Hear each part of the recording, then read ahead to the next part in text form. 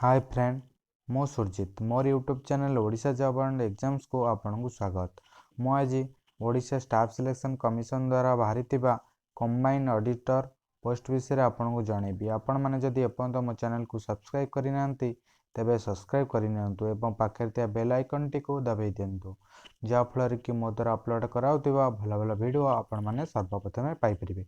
चलन जानिबा Odisha staff selection commission तरफ बाहरी कंबाइंड ऑडिटर पोस्ट विषय मु आपको ये कही रखुच्छी। यहाँ देखिपे ओएसएससी स्टाफ सिलेक्शन कमिशन द्वारा भारतीय पोस्ट नेम हूँ OSSC combined auditor online form 2020। यही फॉर्म टी आम 2020 अप्लाई करा पोस्ट डेट रही केते ना 23/12/2019 अर्थात 23 तारीख डिसेम्बर मास 23 तारीख 2019 पोस्ट टेस्ट रही। टोटल वैकेंसी केते रही ना टोटल वैकेंसी आम रही 161 पोस्ट। चलो जाना यार एग्जामिनेशन फी केते रोचे इंपोर्टेंट डेट सब कौन रोचे से विषय आपको मुझे कही रखुच्छी। देखो आप एग्जामिनेशन फी आमर केते टका रोचे ना एग्जामिनेशन फी रोचे फॉर अदर कैंडिडेट ड्रेस 200 टंका। अदर कैंडिडेट कहले आमर जनरल कैटेगरी आउ एथिरे एससीबीसी कैटेगरी जाउछन्ते। ये एससीबीसी कैटेगरी और जनरल कैटेगरी रो पिलामानक पई एग्जामिनेशन फी रही 200 टंका एवं अन्य माने जो माने रहिले PWD category SC ST category पिलामानक कौन एग्जामिनेशन फी ना। एग्जामिनेशन फी कहले नील। पेमेंट मोड पेमेंट आप कौन करेंगे ऑनलाइन माध्यम पेमेंट करेंगे नेट बैंकिंग हो कि डेबिट कार्ड माध्यम आपण मैंने पेमेंट करेंगे जो रही 200 टंका एग्जामिनेशन फी।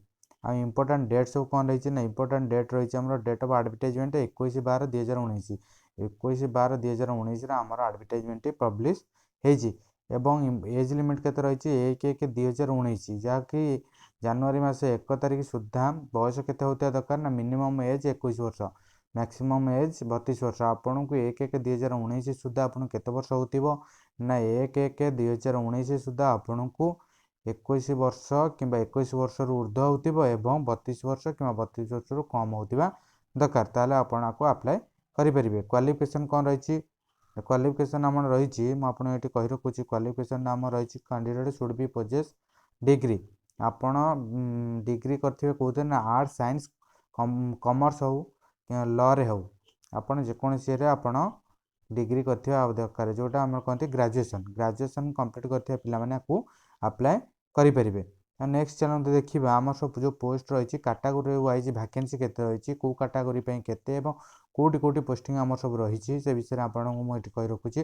देखो ये आम रही name of the office to which vacancy relates को ऑफिस आम वैकेंसी रही कौट रही ना auditor under direct industries Odisha Cuttack यही ऑफिस आम वैकेंसी रही। आउ कौट रही ना auditor common grade of auditors under finance department of Odisha Bhubaneswar इठी मध्य आमर वैकेंसी रही। फास्ट आम जानी ना auditor under director industries Odisha Cuttack ये केतेटा पोस्ट वैकेंसी रही कहाँपाई केतोटी रही कैटेगरी रही आप कही रखा। कारण जाना केतेटा ना एससी रही आमर 2टी पोस्ट आपड़ ये देखिपे आपण एससी कैटेगरी रही 2टी पोस्ट जो थे वोमेन गोटे सेपरी एसटी हूँ 3टी पोस्ट ये आप देखिपे एसटी हूँ 3टी पोस्ट सेमती एससीबीसी 2टी पोस्ट रही जो थे वोमेन गोटे रही सेपरी जनरल 7टी पोस्ट रही आपड़ ये देखिए रोचे जनरल 7टी पोस्ट जो थे वोमेन गोटाए पोस्ट रही जनरल 7टी पोस्ट ये देखिपे जनरल 7टी पोस्ट जो थे वोमेन 2टा रही टोटाल 14टी पोस्ट वोमेन 5टा एक्स सर्विस मैन पोस्ट ना पीडब्ल्यू गोटे अच्छी स्पोर्ट्स पर्सन ना ये टोटाल आप देखिए 14टी पोस्ट रही वोमेन 5टा सेपरी आम देखा फाइनेंस ऑफिस ऑडिटर जोटा ऑडिटर्स कॉमन कार्ड of auditors under finance department Odisha Bhubaneswar ता तरफ जो से जो ऑफिस रही तरफ केतेटा पोस्ट रही देखिए एथेर बहुत गुड़े पोस्ट रही टोटाल देखो एससी कैटेगरी आमर केतेटा रही ना एससी कैटेगरी आमर रही 28टा पोस्ट जो थे वोमेन रही 10टा सेपरी आमर एसटी कैटेगरी रही 48टा एसटी मान देखिपे 48टा पोस्ट जो थे वोमेन रही 14टा पोस्ट सेपरी एससीबीसी रही 10टा पोस्ट जो थे वोमेन रही 3टा सेपरी जनरल लोक देखो रही 75टा पोस्ट एवं वोमेन कैटेगरी रही 29टी पोस्ट यहाँ हूँ जनरल पिला पोस्ट मोट कह गले टोटाल रही 161टा पोस्ट जो रही आमर वुमेन 56टा पोस्ट। सेपरी PW एक्स सर्विस मैन रही 4टा पोस्ट एवं PWD कैटेगरी 6टा पोस्ट एवं स्पोर्ट्स पर्सन गोटे पोस्ट रही। टोटाल उपर कह गले आमर 147टा पोस्ट रही भुवनेश्वर आमर फाइनेंशियल डिपार्टमेंट। टोटाल उपर मोट उपर पदवी रही 161टी पोस्ट रही। टोटाल पोस्ट हूँ 161टा। तापर आम आदि जाना इलिजिबिलिटी क्राइटेरिया कौन रही कौन आमर एटा हूँ ग्रुप बी पोस्ट। आपको ये कही रखुच्छी एटा हूँ गोटे group B post Odisha government जार पे स्केल आप रोचे ये देखिपे 16,880 16,880 टंका रोचे यार पे स्केल आपड़ ये कही रखुच्छी। एवं ग्रुप बी अंडर एटा जाऊँगी ग्रुप बी। तापर आपको कही रखुच्छी एज इलिजिबिलिटी क्राइटेरिया कौन रही आप इलिजिबिलिटी क्राइटेरिया रही बुझे देती 21 वर्ष 32 वर्ष होता दरकार एवं आप ग्रेजुएशन कंप्लीट करते एजुकेशनल क्वालिफिकेशन डिग्री जो आर्ट्स साइंस कि कॉमर्स लॉस और equivalent and possess minimum qualification of PGDCA आप PGDCA करते एवं must have passed Odia at least up to MA standard.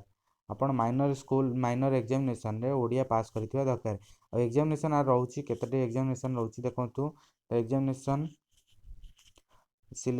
रही यार दुईटा एग्जामिनेशन हम प्राइमरी प्रिलिमिनारी एग्जामिनेशन आ गोटे हूँ मेन एग्जामिनेशन रिटन एग्जामिनेशन हम ये आप देखिपे गोटे हूँ प्रिलिमिनारी एग्जामिनेशन गोटे हूँ मेन एग्जामिनेशन आ दुईटा एग्जामिनेशन हम।